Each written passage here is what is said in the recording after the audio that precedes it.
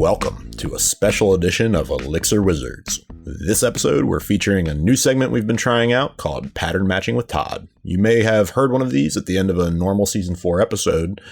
We wanted to try sharing them as standalone mini episodes as well, which is what you're hearing today. Pattern matching is a short format interview where our friend Todd Resudek asks each guest the same 5 questions. We hope this segment helps you get to know members of the Elixir community a little bit better. Let us know how you like it, whether you prefer it at the end of a normal episode or as a standalone mini episode. Please enjoy this episode of Elixir Wizards Pattern Matching with Todd. Welcome to another installment of Pattern Matching with Todd, where I ask your favorite members of the Elixir community the same 5 questions in order to get to know them better. My guest today is taking time off from her work at Duffel. Welcome, Johanna Larsson. Thank you. Hi, it's nice to be here. All right, great to have you. So let's jump into the first question. So, Johanna, where were you born? I was born in Malmo in Sweden. Yeah, I guess that's the end of that answer. Okay. So for those not familiar, Malmo, I believe, is in southern Sweden. It is like a 5-minute drive to Copenhagen? Yeah, definitely. It's in the south of Sweden. Sweden is a very tall country, so it's a long way to go from the north to the south. And Malmo is right on the coastline. It's about 15 minutes by train across the bridge and get to Copenhagen. Okay, cool. So give us some sense of geography of that. And you are living there now, I assume, and have you lived anywhere else? So yeah, that is kind of funny because I have lived here most of my life until just generally in the area and mostly in Malmo. But just a few months ago, I got that job at Duffel and moved to London. And that was 2 weeks before lockdown. So right in the middle of the pandemic is where I moved to London. So I ended up actually going back to Sweden. I still have my apartment. So right now I am actually back in Sweden. Awkward situation. Okay, so you're kind of a London resident, but you're just hibernating in Sweden until the pandemic calms down. Pretty much. Okay, so you have like a £6,000 a month apartment that's just waiting for you there? It's just awful. Okay, sorry to rub it in. But, so you do. Okay. Yeah, well, that's unfortunate timing, but it sounds like Sweden is a safe place to be hanging out for the time being. So, all right, so you were born in Malmo, and then you moved to London recently, but it doesn't sound like you've spent a whole lot of time there yet. Let's move on to question number 2. So have you had any careers before programming? Honestly, not really. I studied Japanese before I switched to software development. I'm really into languages. I just love languages, all the quirks and details of them, and the cultural differences too that come with languages. I guess it does translate into programming a little bit. We do have languages in programming too, and there's a lot of cultural differences. And I do enjoy the part of programming languages where some of them have just incredibly different ways solving problems or communicating. So yeah, I guess that did translate into there. Okay. But were you studying Japanese with the interest of moving to Japan or doing something with that, or you just found it really interesting and decided to study it? I guess I didn't really have a clear plan. Okay. Yeah, I saw being an interpreter of some sort as an option, but really it was just the love of languages that drove me. I got this opportunity to study for a bit at a Japanese university too, which was amazing. Oh, okay. Was it a university actually in Japan, or was it a Japanese university in Europe? No, in Japan. Oh, okay. What part of Japan? In Gifu. Gifu, okay. In the middle of somewhere. It's out on the countryside. Okay, but it's on the island of Honshu? Yeah. Okay, all right. Well, that's very, very cool. So did you study both the written language as well as the spoken language? Yes, and to be perfectly honest, I do a lot better with the spoken language than the written one. Okay. I feel like Japanese is it can seem difficult, but it's really not that bad when it comes to the spoken part. It's when you introduce the written part where it really gets complicated. Okay. I'm like I have a cursory familiarity with the written language, but there's like the formal style of kanji, which I think is like closer to like written Chinese, which is pretty complicated. But I feel like normal communication is done in hiragana, which is it seems like it lends itself easier to translate from the spoken word into hiragana, just because it's more like syllable based, right? I mean, I would say yes and no. The downside to hiragana is that it's very ambiguous. With the kanji, you can very clearly tell what word has been written. With hiragana, it could be read many different ways, and it could be different words. Oh, wow. Okay. Very interesting. So, and I guess as an aside to this is like, you're not, well, in Sweden, I assume the native language is Swedish, right? So, Yeah. like to get into programming, if you're Swedish, you first have to learn English because almost every programming language is written in English, right? Although Okay. I did for a while have a programming teacher who tried to teach us programming in Swedish. I mean, that seems like it might be a easier first step rather than to learn English and learn a programming language at the same time. Yeah, honestly, I didn't really come into programming very early. So by the time that I was actually at the point where I wanted to learn programming, I was some like 23 or something. I spoke English by then. Oh, okay. Cool. Makes sense. So I know this is a hard question to answer, but if you couldn't be a programmer anymore, what do you think you would end up being? Yeah, this is just a really, really tough question. And I'm not really sure how to answer that because programming is my passion. It is the one thing that I've really, really, yeah, that I'm really, really passionate about, that I really work hard at, and that I enjoy just coming back to every day. So it's hard to give like any real alternatives, but if it was something, I guess it would be something within languages, human languages then. Well, cool. Let's hope it doesn't come down to that. Let's hope you can continue to program for as long as you want to, at least.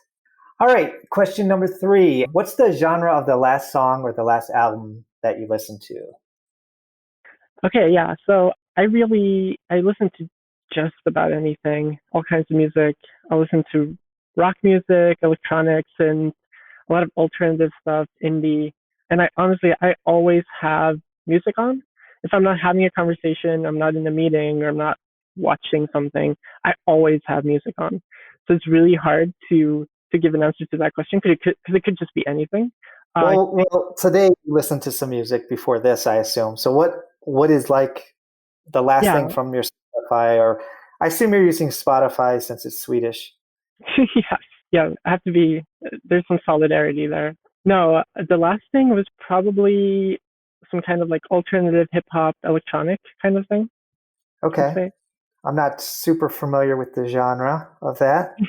Can you like what's the name of an artist if somebody wanted to look this up? So this the artist I listened to is K-Flay. It's an American artist. It's really good. Okay.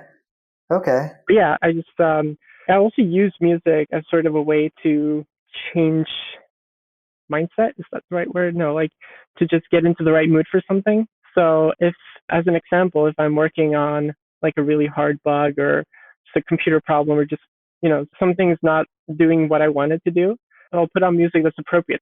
Let's say Rage Against the Machine. Okay. Cool. So you're Swedish, so I assume you love heavy metal music, right? Is this true I've or had a no? heavy metal phase. Okay. All right.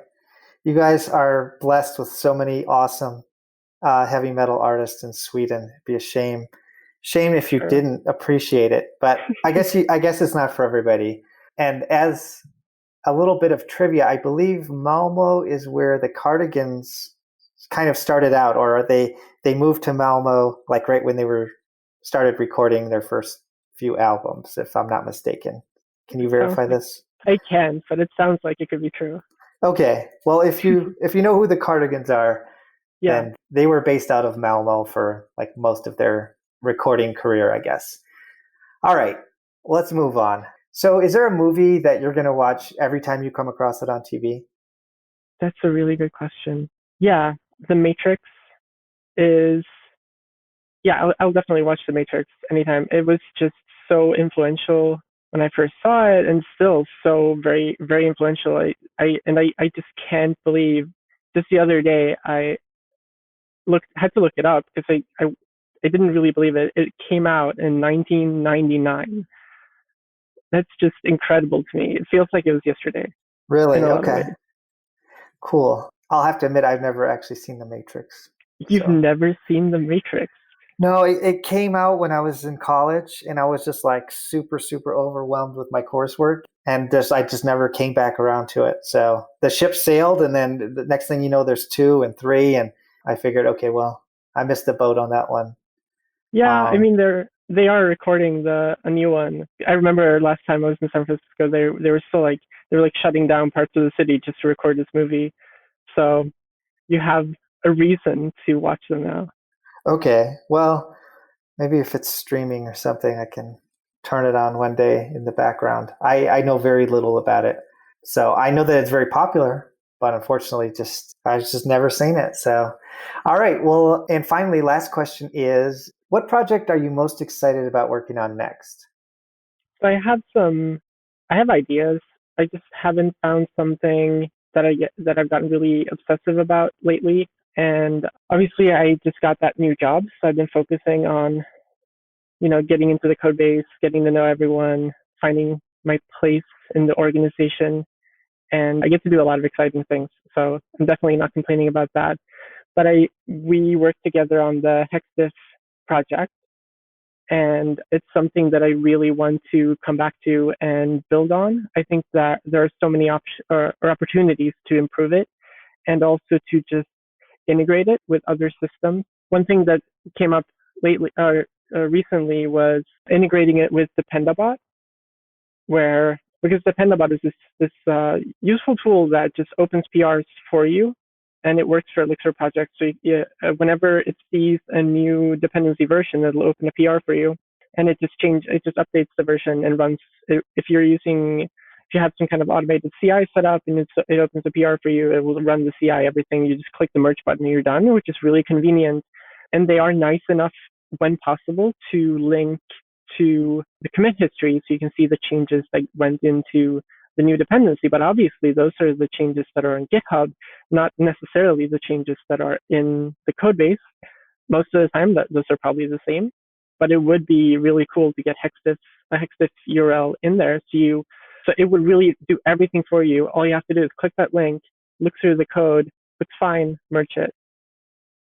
Yeah, that would be really cool to do that. So hopefully you have some time to work on that, or open up an issue, and maybe one of our listeners won't mind getting that going. So like you said, we have a really hard time communicating that what is on Git is not necessarily what is on Hex. And you can assume that most times it is, but if you're a malicious actor, that's a great way to get people to download a malicious package is not to update the Git, but to update the Hex package. So absolutely. I think GitDiff HexDiff is a great tool for this. So everybody should be using it. Yeah, the more people we get into the system, the more people we get looking at the actual code in the registry, the less likely it is that a malicious package will be around for a long time. Definitely. Okay, well, thanks for joining me today, Johanna. It was great talking to you and getting to know you better. Thank you. Thank you for having me. Thanks for tuning in for this special mini episode of Elixir Wizards, featuring our new segment, Pattern Matching with Todd, hosted by Todd Resudek. Elixir Wizards is a Smart Logic podcast. Here at Smart Logic, we're always looking to take on new projects, building web apps in Elixir, Rails, and React, infrastructure projects using Kubernetes, and mobile apps using React Native. We'd love to hear from you if you have a project we could help you with. Don't forget to like and subscribe on your favorite podcast player. Join us again next time for more pattern matching and more conversations on system and application architecture as we continue Season 4 of Elixir Wizards.